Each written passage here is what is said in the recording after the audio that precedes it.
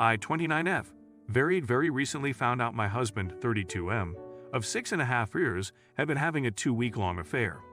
I should add that I am 8 meters pregnant with our second child. I feel so lost, hurt, and alone, and hoping to talk with others who have had the same experience. Backstory: my husband a month or so ago got back on social media, and I noticed a lot of women liking his posts. I also found out he was messaging a woman in Discord and confronted him. It wasn't any flirting or sexting, but he was definitely seeking her out to have a conversation. He seemed genuinely sorry about it and asked for my forgiveness, which I did. Fast forward, and I couldn't sleep one night because I had this suspicion he was messaging other women on social media. So I confronted him again, and he did admit to having friendly conversation and even let me see the messages. He told me it was nothing, and he just wanted to be able to have friendly conversations. My stomach still felt in knots, but I heard him out, and we had a really great open conversation. We even made up, and our relationship seemed to get better. Fast forward again 2 weeks, this nagging feeling that something wasn't right came back. I hated to do it, but I went through his phone and I opened his social media account to an account I never saw before with a fake name and only one message conversation with a woman I never heard of. I scrolled through hours and hours of explicit conversations and photos. Even found out he had a Kik account, which is where they met. He also was part of a married people's group and bought pornographic videos and photos from another woman along with messaging her. This woman he started an affair with is from another country, and it turns out they were role-playing and sexting and even video and phone chatting. They talked about a hypothetical future together, and it very much sounded like a dating relationship. They would even talk while I was home. He was even talking to her at my baby shower he had thought lovingly helped prepare for. He even had the audacity to talk about our daughter to her and state he wished she was there with him while he spent time with our daughter. My world just crumbled as I realized I was living my worst nightmare. I took my daughter and went to my in-laws who have been so amazing to me through this. I ended up confronting him the same day and let him have it. To his credit, he did break down and cry and apologize. As far as I know, he was willing to open up and confess everything. He couldn't hide because I read the whole message thread and even saved photo evidence.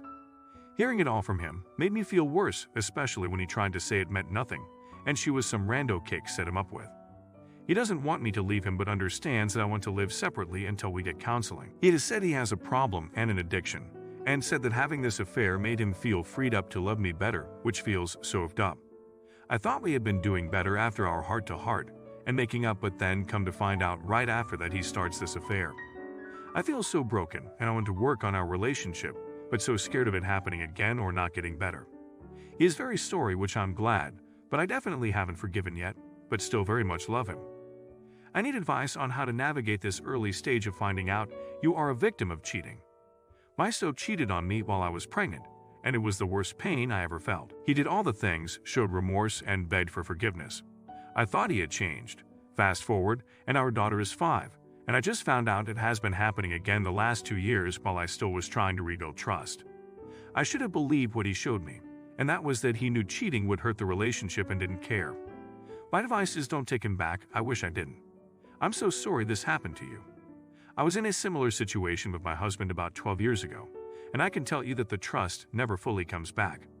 I think about it often and things have never recovered.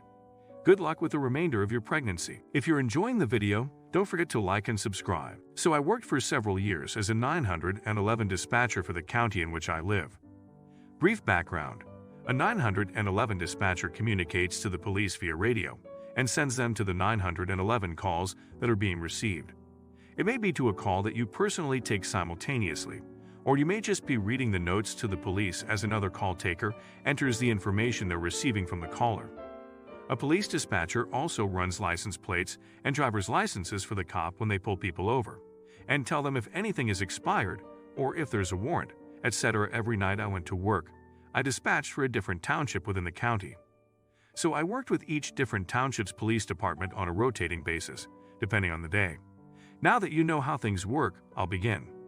This particular night of work was a Saturday, and I was dispatching for my favorite township, the one in which I personally grew up, know many of the police, and attended high school. I received a 911 call at around 11:30 p.m. about a suspicious vehicle parked in a parking lot of a park, which closes at sundown, so there really shouldn't be any cars there.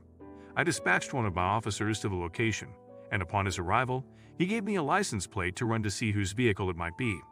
As I'm running the plate, he gets on the radio and says the engine is still warm. I'm gonna look around. I asked if he wanted backup. He declined. I get the plate info back and there it is. The car is my now ex-boyfriend's car. We'll call him Steve. At this point, I was internally panicking. Why does Steve park in a park in the woods so late on a Saturday night? The officer got back on the radio a few minutes later after I told him the name of the owner of the vehicle and that the cat came back up to date with no warrants, etc., and said, "Hold on, I see a male and a female emerging from the woods. I'll give you driver's license numbers in a minute." So then I waited the longest 30 seconds of my life to run this license number and figure out who he is so obviously cheating on me with. I ran the licenses.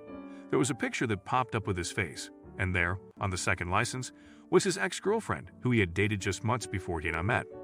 "No warrants," I told the cop. "They said they were just frog hunting in the woods. You can disregard status checks," he replies. Clearly that's not a real thing that you just happened to do with your ex at midnight.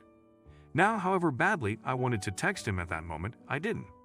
I waited until the next morning, and we chatted on the phone, and I asked what he got into the night before. He said he was so tired from work that he just passed out early.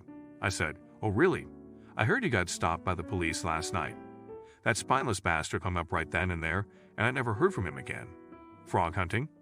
You're right, he comes out of the woods with a woman at about midnight. Ha. Glad everything worked out for you. This just makes me hate cops more and foul being at a park at night. Is Sigas Pesayudes? You asked if he needed backup.